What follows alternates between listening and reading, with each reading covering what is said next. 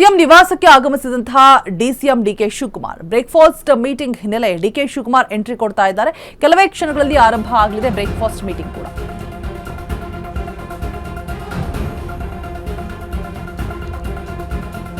Breakfast meeting ಹಿನ್ನೆಲೆ DK Shivakumar ಆಗಮಿಸಿದ್ದಾರೆ. ಕೆಲವೇ ಕ್ಷಣಗಳಲ್ಲಿ ಬ್ರೇಕ್ಫಾಸ್ಟ್ ಮೀಟಿಂಗ್ ಕೂಡ ಆರಂಭ ಆಗಲಿದೆ. ಕಾವೇರಿ ನಿವಾಸದತ್ತ ಆಗಮಿಸ್ತಾ ಇರುವಂತಹ ಸಚಿವರು ಎಂಸಿ ಸುಧಾಕರ್, ಬೈರತಿ ಸುರೇಶ್, ಸಂತೋಷ್ ಲಾಡ್ ಎಲ್ಲರೂ ಕೂಡ ಆಗಮಿಸ್ತಾ ಇದ್ದಾರೆ. ಎಂಬಿ ಪಾಟೀಲ್, ಎಚ್ಕೆ ಪಾಟೀಲ್, ಈಶ್ವರ್ ಖಂಡ್ರೆ, ಸಾರಿಗೆ ಸಚಿವ ರಾಮಲಿಂಗಾರೆಡ್ಡಿ ಕೂಡ ಆಗಮಿಸಿದ್ದಾರೆ. ಸಿಎಂ ನಿವಾಸಕ್ಕೆ ಆಗಮಿಸ್ತಾ ಇರುವಂತಹ DCM DK Shivakumar breakfast meeting ಹಿನ್ನೆಲೆ ಡಿಕೆ ಶಿವಕುಮಾರ್ ಎಂಟ್ರಿ ಕೊಟ್ಟಿದ್ದಾರೆ. ಕೆಲವೇ ಕ್ಷಣಗಳಲ್ಲಿ ಆರಂಭ ಆಗಲಿದೆ ಬ್ರೇಕ್ಫಾಸ್ಟ್ ಮೀಟಿಂಗ್. ಕಾವೇರಿ ನಿವಾಸದತ್ತ ಆಗಮಿಸ್ತಾ ಇರುವಂತಹ ಸಚಿವರು ಎಂಸಿ ಸುಧಾಕರ್ ಹಾಗೆ ಬೈರತಿ ಸುರೇಶ್, ಸಂತೋಷ್ ಲಾಡ್ ಎಲ್ಲರೂ ಕೂಡ ಆಗಮಿಸ್ತಾ ಇರುವಂಥದ್ದು. ಎಂಬಿ ಪಾಟೀಲ್, ಎಚ್ಕೆ ಪಾಟೀಲ್, ಈಶ್ವರ್ ಖಂಡ್ರೆ ಕೂಡ, ಸಾರಿಗೆ ಸಚಿವ ರಾಮಲಿಂಗಾರೆಡ್ಡಿ ಕೂಡ ಆಗಮಿಸ್ತಾ ಇದ್ದಾರೆ.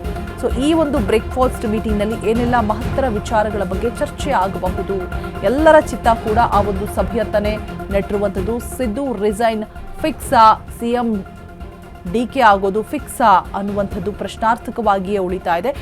ಈ ಒಂದು ಸಭೆಯಲ್ಲಿ ಸಿದ್ದರಾಮಯ್ಯ ನಿನ್ನೆ ನಡೆದಂತಹ ಒಂದು ಮೀಟಿಂಗ್ನಲ್ಲಿ ಹೈಕಮಾಂಡ್ ಜೊತೆ ನಡೆದಂತಹ ಹೈ ವೋಲ್ಟೇಜ್ ಮೀಟಿಂಗ್ನಲ್ಲಿ ಯಾವೆಲ್ಲ ವಿಚಾರಗಳ ಬಗ್ಗೆ ಚರ್ಚೆ ಆಯಿತು, ಏನೆಲ್ಲ ನಿರ್ಧಾರಗಳನ್ನು ತೆಗೆದುಕೊಳ್ಳಬಹುದು ಅನ್ನುವಂಥದ್ರ ಬಗ್ಗೆ ಕೂಡ ಚರ್ಚೆ ಮಾಡುವಂತಹ ಸಾಧ್ಯತೆಗಳು ಇದೆ.